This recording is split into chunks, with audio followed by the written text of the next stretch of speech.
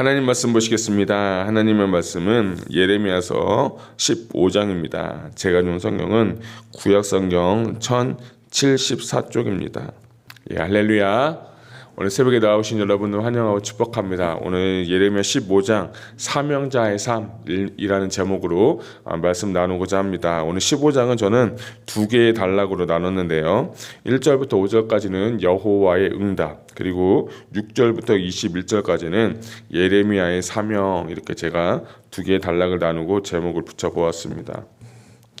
우리가 어제 이 예레미야 14장의 말씀을 보면서 예레미야에게 좀 주셨던 그 하나님 중보자의 삶, 중보 기도자의 삶에 대해서 참 우리가 말씀 나누고 저도 큰 은혜를 받고 또 새벽에 기도하면서 하나님, 제가, 우리 교회가, 우리 성도님들이 그런 삶이 되게 해달라고 하나님께 기도하면서 저에게 어제 예레미야 14장이 참 은혜가 되었습니다. 근데 제가 14장 말씀을 드리면서 하나의 말씀 못 드린 게 있는데, 그게 뭐냐면 14장을 보게 되면 이스라엘 백성들이 문제가 있었죠. 무슨 문제가 있었죠? 가뭄이라는 문제가 있었죠.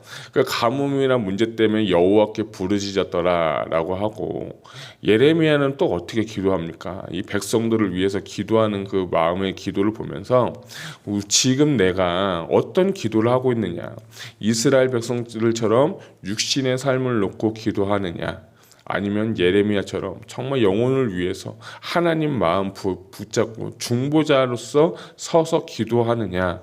저는 이게 14장의 말씀을 다시 묵상하면서 그런 마음이 있는 거예요. 우리가 기도를 할 때 내 만족, 내 육신을 위해서 기도하는 것도 너무 중요하지만, 우리 사랑하는 행복한 교회 성도님들은 이제 기도의 수준을 높였으면 좋겠어요. 기도의 수준을 높여서 이제 우리 교회, 우리 가정, 우리 비즈니스, 우리 자녀, 내 자녀가 아니라 이제는 어디까지 가야 되냐? 하나님의 나라, 하나님의 그 나라를 위해서 정말 기도할 수 있는 높은 수준의 기도의 자가 되시고 중보자가 되시기를 주님의 이름으로 축복합니다. 저는 그게 참 많이 은혜가 됐고 그런 마음을 했어요. 오늘 말씀 1절부터 계속 우리가 봤지만 4장 11절과 12절에 이런 말씀이 있어요. 여호와께서 또 내게 이르시되 너는 이 백성을 위하여 복을 구하지 말라. 그들이 금식할지라도 내가 그 부르짖음을 듣지 아니하겠고 번제와 소제를 드릴지라도 내가 그것을 받지 아니할 뿐 아니라 칼과 기근과 전염병으로 내가 그들을 멸하리라. 그러니까 그들이 기도를 해도, 그들이 아무리 부르짖어도 하나님 안에서 세워지지 않는 육신의 삶, 육신적인 기도를 하니까 하나님이 그들의 기도를 듣지 않고 오히려 칼과 기근과 전염병으로 그들을 어떻게 한다니까? 멸한다고 말씀하시는 거예요. 여러분, 우리가 기도할 때 이런 응답을 받고 이런 음성을 들으면 어떨까요? 전 예레미야의 심정이 어떨까? 솔직히 이해는 잘 되지 않습니다. 그런데 오늘 우리가 읽은 1절 말씀도 보게 되면 여호와께서 내게 이르시되 모세와 사무엘이 내 앞에 설다 할지라도 내 마음은 이 백성을 향할 수 없나니 그들을 내 앞에서 쫓아내보내리라. 하나님은 물론 더 심한 말씀 하시는 거예요. 뭐라고 하냐면 모세가 와서 기도하고 사무엘이 와서 기도해도 내 마음이 이미 정해졌다는 거예요. 이것이 뭐냐? 하나님의 미시파트, 하나님의 공의를 지금 나타내고 있는 거예요. 공의는 뭡니까? 하나님 앞에서 의롭게 되지 않는 그 모든 자들은요, 다 심판받아서 지옥에 갈 수밖에 없는 거를 주님은 지금 말씀하고 계시는 거예요. 너희가 아무리 기도를 해도, 너희가 아무리 예배를 드려도, 너희가 아무리 신앙생활을 한다고 해도 나는 너희를 어떻게 하냐? 결국에는 다 지옥에 멸하겠다고 주님은 선언하시고 선포하시는 거예요. 이런 기도를 예레미야가 듣고 이런 마음으로 기도한 그 예레미야 마음이 얼마나 가슴이 아팠을까요? 얼마나 가슴이 애탔을까요? 근데 그 사람만 애타고 주위에 있는 사람들은 그냥 다 평안하다 하고, 하나님은 우리 살아계신다, 하나님 우리 도와주신다, 우리 축복해 주신다, 이런 기도하는 사람하고 예레미야의 심정이 정말 이 마음이 대비가 되는 모습을 보면서 과연 이 시대에, 과연 이 땅에 얼마나 정말 많은 예레미야 같은 사람들이 있을까라는 저는 그런 좀 생각을 해보게 되었어요. 여러분, 우리 행복한 교회 성도님들이 이 예레미야서를 통하여서 예레미야에게 주시던 그 마음, 예레미야 그 영혼을 향한 그 갈급함, 민족을 향한 그 사랑하는 마음이 다시 한번 내 마음 가운데 부어졌으면 좋겠어요. 정말 이것을 주님께서 원하시고 우리 공동체 가운데 우리 이 시대 가운데 이 예레미야 말씀을 주신 줄 저는 믿습니다. 2절을 한번 보면 그들이 만일 내게 말하기를 우리가 어디로 나아갑니까? 너는 그들에게 이르기를 여호와께서 이와 같이 말씀하시니라. 죽을 자는 죽음으로 나아가고 칼을 받을 자는 칼로 나아가고 기근을 당할 자는 기근으로 나아가고 포로될 자는 포로됨으로 나아갈지라 하셨다 하라. 하나님 이제 너네 버렸어. 이제 너네가 기근이 됐던 죽임을 당했던 포로가 됐던 이제 너희의 모든 심판은 이제 딱 끝이야 하고 말씀하신 거예요. 근데 이 구절이요, 이 요한계시록에도 비슷한 구절이 또 있어요. 패러프레이즈 된 건데 요한계시록 13장 10절에 보면 이런 말씀이 있어요. 사로잡혀가는 자는 사로잡혀갈 것이고 칼에 죽을 자는 반드시 칼에 죽으리니 성도의 인내와 믿음이 여기 있느니라.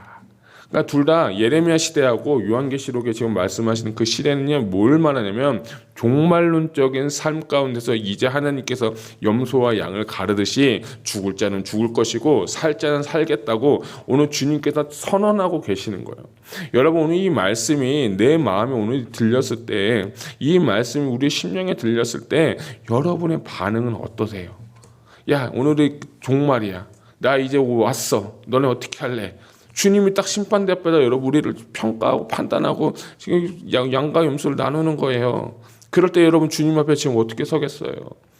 신앙생활은요, 종말론적인 신앙생활을 하는 것이고 종말은 내일이고 뭐 10년 후고 20년 후가 아니라 지금 이 순간에 결정이 되는 거예요. 이게 진짜 중요한 거예요. 이거를요 갖고 살아야 돼요. 이 믿음이 있어야 돼요. 이스라엘 백성들이 주님 오신다고 그렇게 얘기해도 안 듣더니 결국에는 포로가 된 거예요. 이 요한계시록의 사람들도 결국에는 흥청망청 하나님 말씀 무시하고 멸시하다 보니까 다 심판받아서 어떻게 됐어요? 지옥 가는 거예요. 저는요 오늘 이 말씀이 참 두렵기도 하고 이 말씀을 받는 우리가 이 말씀에 어떻게 반응해야 될지는 여러분의 믿음에 따라 달려있는 거예요. 여러분, 주님 오늘 이렇게 와서 이 이전의 말씀, 요한계시록 13장 10절의 말씀을 여러분에게 딱 들려주셨다고 했을 때 여러분의 반응은 무엇이고 여러분의 마음은 무엇입니까? 바라옵기는 여러분들이 하나님 앞에서 회개하고 하나님 안에서 살아가고 은혜를 구하며 정말 주님과 동행하는 그런 삶 되시기를 주님의 이름으로 축복합니다. 저는 그것이 진짜 복이라고 생각해요. 진짜 복은요, 돈이 적어도 육신이 조금 아파도 힘들어도 주님이 나와 함께 하시면 내게 그것이 복이라는 시편의 고백 말씀처럼 하나님께서 나와 함께 하시고 나와 동행하시고 내가 지금 하는 생을 마감한다 할지라도 하나님의 나라에 갈 수 있는 그런 강한 확신과 믿음, 소망, 이것이 내 안에 있는 자가 저는 진짜 신앙생활이고 크리스찬이라고 생각합니다. 저는 이런 삶이 우리 행복한 교회 성도님들이 다 되었으면 좋겠어요. 근데 이제 그렇게도 보시고요. 또 우리 또 보죠. 우리 두 번째 단락은 뭐냐면 6절부터 한번 볼 텐데 6절부터 한번 볼게요. 6절 보면 여호와께서 이르시되 내가 나를 버렸고 내게서 물러갔으므로 내게서 내 손을 펴서 멸하였노니 이는 내가 뜻을 돌이키기에 이미 지쳤다라고 하시는 거예요. 그러니까 이 말씀 뭐냐? 이제 주님께서 다 이제 버렸다는 거예요. 근데 여러분, 저는 이 죄송합니다. 예레미야 1장부터 5절, 6절부터 21절까지 두 번째 단락을 보면서 제가 발견한 게 하나 있는데 그 전에 어떤 서양에 좋은 게 격언이 하나 있어요. 격언이 있는데 그게 뭐냐면 위대한 항해사는 잔잔한 바다에서 만들어지지 않는다. 또 다른 격언은 거친 파도가 위대한 항해사를 만든다라는 그런 격언이 있어요. 저는 이 예레미야 15장을 보면서 어제 14장도 중보자의 삶을 보고 오늘 15장을 보면서 하나님께서 쓰시는 사람의 공통적인 특징이 하나 있는데 그게 뭐냐면 하나님은 편한 데서 하나님은 좋은 데서 쓰는 것이 아니라 이 위대한 그 어려운 파도 가운데서 그 사람을 만들어내고 그 사람을 훈련시켜서 결국에는 그 사람을 쓰시는 것을 제가 보게 됐어요. 참 저는 이 말씀 보면서 이 예레미야가 이렇게 쓰임 받았구나. 예레미야가 말씀 받고 예언하고 대언하는 삶인데, 근데 그 삶이 평안한 삶, 평탄한 삶이 아니라 하나님께서 정말 세상에서 모든 사방에 있는 사람들에게 비난받고 모든 사람들에게 욕을 먹으면서도 정말 그가 하나님의 말씀을 지키는 사람이 됐는데, 하나님은 그에게 무엇을 주셨느냐? 사명을 주셨다는 거예요. 저는요, 여러분의 삶을 잘 모릅니다. 그렇지만 하나님께서 여러분의 우여곡절의 삶을 지금까지 쓰신 것은 당신을 지금 하나님의 사람으로 빚어가고 있고, 더 나아가서 여러분이 하나님의 사명자가 되기를 주님의 이름으로 축복합니다. 오늘 하루를 살아도요, 여러분 하나님의 영광을 위해서 살아가시길 바랍니다. 오늘 한순간을 내가 숨쉰다 할지라도 내가 하나님의 명예, 하나님의 이름, 하나님의 영광을 위해서 우리가 살아가기 위해서 우리를 저는 부르신 줄 저는 믿습니다. 특별히 모세를 보십시오. 그는 이집트의 왕자였지만 그가 광야에서 훈련받은 후에 이스라엘 백성들을 다시 와서 구출해내는 위대한 사람이 되었던 거예요. 여러분, 지금은 돌아가신 분 계시지만 온누리교회 아시죠? 온누리교회 하용조 목사님이 계세요. 제가 옛날에 유튜브로 한번 설교를 봤는데, 이분이 전 세계를 이제 선교를 다니시는데, 이분에게 병이 하나 있더래요. 그게 뭐냐면 신장이 좋지 않아서 신장 투석을 하셔야 된다고 하더라고요. 그렇게 투석을 하시면서까지도 선교를 하셨다라는 간증을 제가 들은 적이 있어요. 제가 그걸 보고 오늘 예레미야 삶을 보면서 하나님은 그렇게 쓰시는구나. 하나님의 사람은 하나님이 물론 책임져 주시지만 그런 약한 부분, 하나님이 약할 때 강함이라는 것처럼 하나님은 그렇게 쓰시는 거예요. 여러분 그럴 거예요. 목사님, 제가 지금 나이가 몇 살인데요, 제 몸이 지금 아파서 아무것도 못하겠는데요. 여러분, 그때야말로 하나님의 영광을 드러낼 때입니다. 모세도 80세에 불러서 하나님을 쓰셨다는 거예요. 사도 바울도 그렇게 살기 등등했던 사람이 다메섹 도상에서 하나님을 만나고 그가 복음을 전하면서 하나의 병이 있었어요. 간질병이 있었어요. 이걸 3번이나 기도하면서 하나님 고쳐주세요 그랬지만 하나님이 내 은혜가 내게 족하다 그 얘기하시면서 그를 계속 쓰신 거예요. 여러분에게 주신 사명 발견하시고 사명을 알았다면 여러분들이 그 사명을 위해서 달려갔으면 좋겠어요. 저의 사역의 모토 중에 하나가 뭐냐면, 녹슬어서 못 쓰임 받는 것보다는 쓰임 받아서 낡고 낡아서 아예 못 쓰임 받고 싶은 그런 마음이 있어요. 이 어떤 신학자가 그런 말을 했는데요, 저는요 그게 참 맞다고 생각해요. 녹슬어서 못 쓰임 받을 거면 그냥 버리면 돼요. 근데 하나님 때 계속 쓰임을 받으면 낡은 다음에 못 쓰일 때까지 하나님 때 쓰임 받는 거예요. 여러분, 우리는요 하나님 때 쓰임 받는 것 그 자체만으로도 영광인 거예요. 나같이 부족하고 나같이 죄 많고 나같이 정말 보잘것없는 사람을 하나님이 뭐가 이쁘다고 그 은혜로 주권으로 권능으로 나를 붙잡아 쓰시고 하나님이 쓰시는 사람이 된다는 것 자체가요, 이거는요 저는 큰 축복이라 생각해요. 하나님 여러분께 왜 비즈니스를 주셨습니까? 그걸 통해서 하나님의 영광을 드러내라고. 물론 여러분 먹고 사는 거 다 하나님 책임져 주시고 그걸 위해서 우리가 하지만 기독교인들은 세계관이 바뀌어야 돼요. 왜 하나님께서 나에게 이 비즈니스를 주셨는지를 정확하게 발견하고 정확하게 하셔야 돼요. 왜? 그게 내게 되면요 그것 때문에 교만이 오게 되고 그것 때문에 하나님과 멀어질 수가 있기 때문이에요. 그래서 비즈니스를 주신 것도, 가정을 주신 것도, 우리 교회를 보내신 것도 하나님의 뜻을 발견하기 위함이에요. 11절에 보면 여호와께서 이르시되 내가 진실로 너를 강하게 할 것이요 너에게 복을 받게 할 것이며 내가 진실로 내 원수의 재앙과 환난의 때에 내게 간구하게 하리라 라는 거예요. 이 말씀은 뭐냐면 하나님께서 사명자를 강하게 하신다는 거예요. 하나님께서 그에게 뭘 주신다요? 복을 받게 한다는 거예요. 그 복을 받고 사명을 이루는 자에게 원수의 재앙과 환난의 때에서 내게 간구하게 되고 내가 너를 고치고 구원하겠다고 주님은 약속하시는 거예요. 여러분, 하루를 살아도 하나님께서 주신 비전과 하나님께 주신 나에게 그 사명을 가지고 오늘 살아가시기를 바랍니다. 하나님 앞에 우리 다 설 거예요. 너 뭐 하다 왔냐고 물어보면 그때 뭐라고 하실 거예요? 그때 저 예배 잘 드리고 왔어요. 저 비즈니스 잘하고 왔어요. 자식들 잘 키우고 왔어요. 근데 좀 힘든 일도 있었어요. 이런 얘기 할 거예요. 아니잖아요. 하나님, 나도 정말 주님의 영광 위해서 이런 삶을 살고 왔습니다라고 떳떳하게 하나님 앞에 좀 내보낼 것도 있어야 되지 않겠습니까? 하나님은요, 예레미야를 보내실 때 그냥 보낸 게 아니라 하나님은 그를 선지자로 보내셨고, 내가 너를 모태에서 지었고 내가 너를 모태에서도 알고 하나님 쓰시는 입으로, 하나님 쓰시는 너를 예언자로 부르셨다고 그 사명을 깨달은 다음에 쓰신 거예요. 어려움도 있고 환난도 있고 힘든 일도 있지만 하나님은 그것을 다 해가지고 어떻게 됩니까? 그 사람을 살려주셨어요. 이스라엘 백성들이 다 포로로 잡혀갈 때 예레미야는 살아서 어디 갔냐? 애굽으로 간 거예요. 물론 애굽에 간 것이 이제 귀족들하고 같이 가서 가는 이유도 있겠지만 결국에는 그 인생을 오는 말씀처럼 비참한 인생으로 만들지 않았다는 거예요. 우리는요, 처음보다 끝이 중요해요. 정말 태어날 때보다 어떻게 죽느냐가 오히려 더 중요한 시대예요. 내 사명을 이루고 나아가서 하나님 앞에 나아갈 건지, 그냥 먹고 살다 죽으실 건지. 죄송해요, 이런 말씀 드려서. 중요한 건 사명을 대로 살아야 돼요. 비전대로 살아야 돼요. 근데 그런 사람을, 어떤 사람이 그런 사람 쓰시냐, 저는 16절 말씀 한번 같이 여러분이 보셨으면 좋겠어요. 16절 같이 읽겠습니다. 시작. 만군의 하나님 여호와시여, 나는 주의 이름으로 일컬음을 받는 자라. 내가 주의 말씀을 얻어 먹었사오니 주의 말씀은 내게 기쁨과 내 마음의 즐거움이오나. 아멘. 이 예레미야는 어떤 사명자는 어떤 사람이냐, 이 말씀 기뻐하고 말씀을 즐거워한다는 거예요.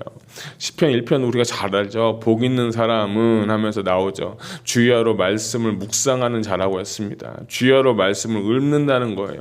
하나님은 우리에게 입을 주신 목적, 우리에게 입술을 주신 이유는 세상 말 하는 게 아니라 하나님 찬양하고 하나님 말씀 읊으라고 우리에게 입을 주신 거예요. 이건 나중에 제가 좀 설명하겠지만 이 입의 중요성이 정말 중요한 거예요. 예언자는 입을 전해야 돼요. 예언자는 하나님의 말씀을 전하는 사람이에요. 그러면 하나님의 말씀을 많이 읽고 말씀을 선포하는 사람이 되는 거예요.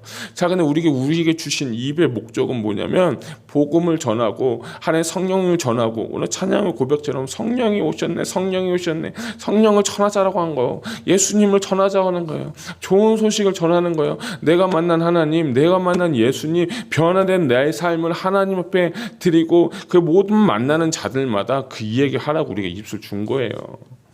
어제 여러분 하루 만에 많은 분들 만났을 텐데 무슨 얘기 하셨어요? 그 얘기 중에 예수님 얘기 한 번이라도 하셨어요? 그 얘기 하셔야 되는 거예요. 내가 만난 예수님 너무 좋아서, 우리 여러분 맛집 갔다 오면 이 음식점 맛있다고 그 얘기하지, 내가 거기 갔다 왔는데 이게 맛있고 이게 맛있고 이게 맛있어 하면서 그런 얘기는 잘하잖아요. 왜? 좋으니까. 왜? 맛있으니까. 근데 예수님 얘기는 잘 안 하잖아요. 예수님 맛이 없으신가요? 그건 아니잖아요. 예수님 만나서 너무 은혜가 되고 좋으면요 말하게 돼 있는 거예요. 저는 여러분들 예수님 만났으면 좋겠어요. 예수님 자랑했으면 좋겠어요. 내가 만나자마자 예수님 이야기했으면 좋겠어요. 예레미야는 하나님은 말씀 듣고 심판을 말하고 멸망을 얘기하는 가슴이 아팠지만 오늘 우리에게 주신 이 시대 가운데 얼마나 복음 전하기 좋고 얼마나 하나님 자랑하기 좋은 시대예요. 여러분 예수님 믿는다고, 예수님 자랑한다고 감옥 가진 않잖아요. 돈 되는 것도 아니잖아요. 조금 핍박을 받고 환난을 받고 비난을 받아도 여러분 예레미야 같이 죽을 상황은 아니잖아요. 그런 것처럼 오늘 여러분께 주신 입을 가지고 말씀을 읽고 예수님 이야기하고 복음을 전할 수 있는 저와 여러분 되시기를 주님의 이름으로 축복합니다. 자, 19절 한번 볼게요. 같이 한번 읽겠습니다. 시작. 여호와께서 이와 같이 말씀하시되 내가 만일 돌아오면 내가 너를 다시 이끌어 내 앞에 세울 것이며 내가 만일 헛된 것을 버리고 귀한 것을 말한다면 너는 나의 입이 될 것이라.